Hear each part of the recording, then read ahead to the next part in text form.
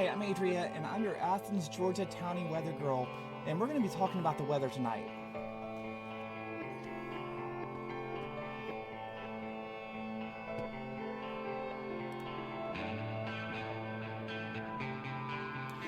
All right, so we're going to first get into some local conditions in Athens, Georgia. So presently it's in 77 degrees, relative humidity is at 68%, with winds out of the southeast at 1 mile an hour. We can expect a low temperature tonight of 69 degrees. All right, so we are all thinking about and talking about Tropical Storm Helene, which will soon become Hurricane Helene. Presently, this system is way a long way away from us down in the Caribbean Sea, just south of Cuba. Right now, I have on my screen to right over here, I have a water vapor map. And this gives us a really good depiction of where the system is bubbling up right now. Right now, we're here. This is where the low is. This tropical storm has a very large footprint, as you can see. The Yucatan is here. Cuba is here. This is the Yucatan Strait.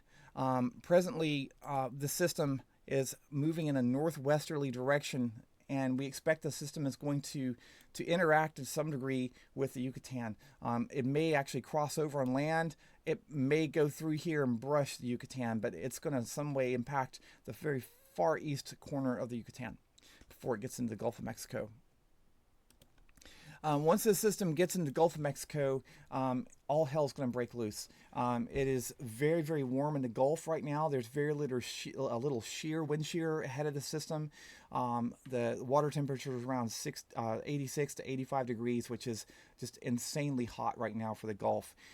When this system, Tropical Storm Helene, goes through the Yucatan Strait into the Gulf of Mexico, it's literally going to be like throwing fuel onto a fire. It's just going to explode and get very big and very fast, and emphasis on fast. The system is, once it gets into the Gulf, it's going to move very quickly towards Florida. So presently, we're going to look at one of the hurricane models. There are 4 of them out there, and these are specialized in hurricanes. They've been known to be very accurate for predicting where hurricanes are going to track and their intensity and so forth. There are 4 different models here, and all of them have been pretty much lockstep agreement with regard to where this thing's going to wind up making landfall, and to a lesser degree the intensity of the systems. So right now we're looking at the Caribbean Sea, and here's our low right here. But again, this is I mentioned before, this is a very large system. It's got a very big footprint, and that's going to affect us down the road as I talk about it here once we get up further into our neck of the woods. So I'm going to step quickly through the progression of this particular hurricane. So we can see here that the area in black over here is the Yucatan. The area in black over here on the right-hand side of the screen is the western Cuba. So we're going to skip forward some frames. By the time it gets into the Gulf of Mexico, it's going to form an eye wall, close off, and become Hurricane Helene. Its low pressure right now is at 960 millibars, which literally puts it at a major hurricane status, a Category 3 hurricane. It's going to continue growing in intensity as it travels across the Gulf of very warm Gulf of Mexico waters. By the time it reaches the Big Bend of Florida, it's going to make landfall in the Appalachian Bay as a Category 4 hurricane. At least a very strong 3, but probably a Category 4. I don't see this getting stronger than the Category 4. I think Category 5 is out of the question. But we can definitely look forward to at least a Category 3 or 4 making landfall. This particular model says it's going to be a mid-level Category 4. It's going to make landfall, I mentioned, in the Appalachian Bay. It's going to continue traveling northward. It's going to rapidly de-intensify from a hurricane down to a tropical storm as it enters in South Georgia. So by the time it reaches Valdosta, so it should be then classified as Tropical Storm Helene again rather than Hurricane Helene. Even though that de-intensification happens, the footprint of the storm is very large, and you can see the amount of convection that's on the leading edge of this thing, all the rain bands out in front of it. That's going to factor in. The system is, I mentioned, moving very, very fast, and that's going to allow the system to travel into our neck of the woods in a very short amount of time. And what that means is that it's not going to have time to calm down. And so those very strong winds are going to move quickly onshore, over land, up into middle and north Georgia. So if we step back a frame, we're going to start seeing the effects of this very, very heavy precipitation in the late Thursday night, early Friday morning hours. By 4 o'clock or so is when we expect that the worst of the cell is going to pass through Athens, Georgia.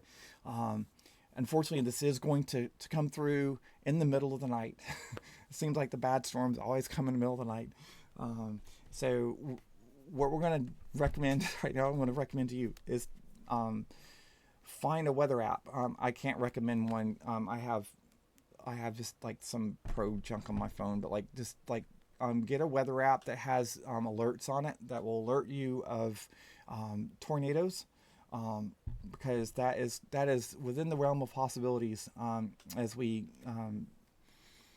look forward to this sort of moving through Athens, in that 3 a.m., 4 a.m., 5 a.m. period, early Friday morning. There are going to be some very, very strong wind gusts. As you see here on screen right now, this low pressure center is a 965.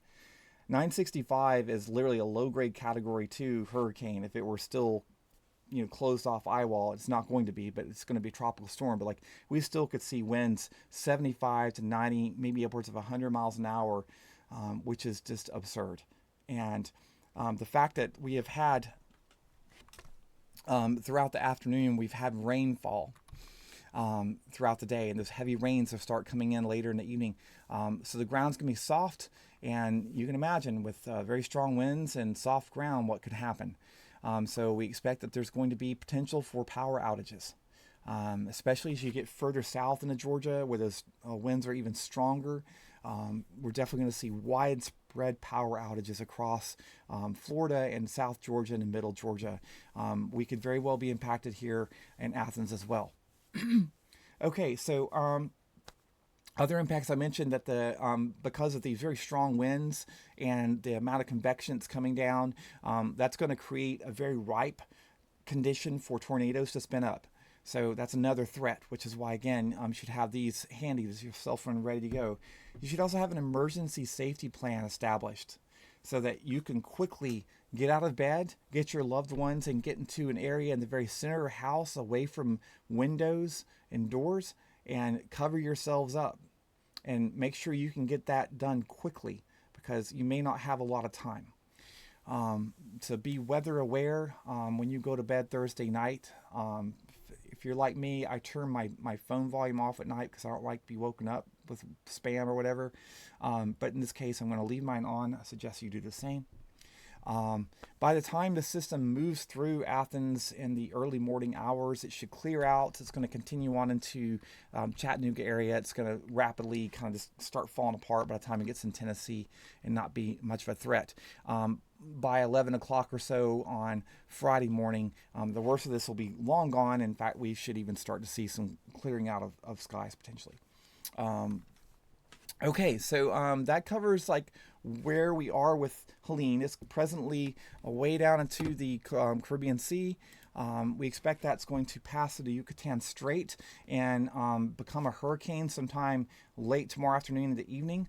It's going to then make a beeline across the Gulf of Mexico, where it's going to rapidly intensify before making landfall in Appalachia Bay and the Big Bend of Florida as at least a Category 3, if not a Category 4 hurricane. It's going to continue northeast towards Athens, Anderson, South Carolina. We can expect to see the early we're going to start to feel the tropical storm winds and rain well ahead of the actual the low pressure, not the eye wall, but the low pressure cell. And we're going to start to see that happen in the early morning hours of Friday. We're talking at 12 o'clock, 1 o'clock or so. We're going to start feeling those winds pick up. So, and by the time all this clears out, we'll have, I think we'll have a calm day to deal with whatever remains afterwards. So I'm going to show you one other map here, just with regard to rainfall. It's this is a total accumulated precipitation from the GFS. And here we are looking at Athens is in this little area right here. It's kind of a dark purple maroon area. So we're looking at between 5.5 to 6, maybe upwards of 7 inches of rain from the system. I wouldn't be surprised if there's localized areas that get more than that. This, all that I've shown you right now is model data. It is not like a actual forecast of what's going to happen. This is just one potential solution that could happen. It more than likely between tomorrow and come Thursday evening, this will and can change. This heavy areas of heavy rain might shift more to the west. It might shift more to us. We just don't really know yet. But just to know that we are dealing with a potentially very dangerous situation. Certainly, folks further to our south, our friends down in Florida are going to have a much rougher go of it. But we could definitely see some impacts from this as well with regard to the strong winds and soft ground, potential power outages, potential for tornadoes. Everybody, please take care, and we'll see you again soon. As far as like where to like keep up with my channel, obviously you can subscribe here if you like to, and I appreciate that. I also post pretty regularly on the Athens subreddit.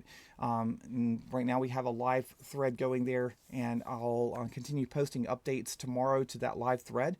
So if you'd like to keep in touch, that might be the best way to do so tomorrow. Take care, and we'll talk to you again soon.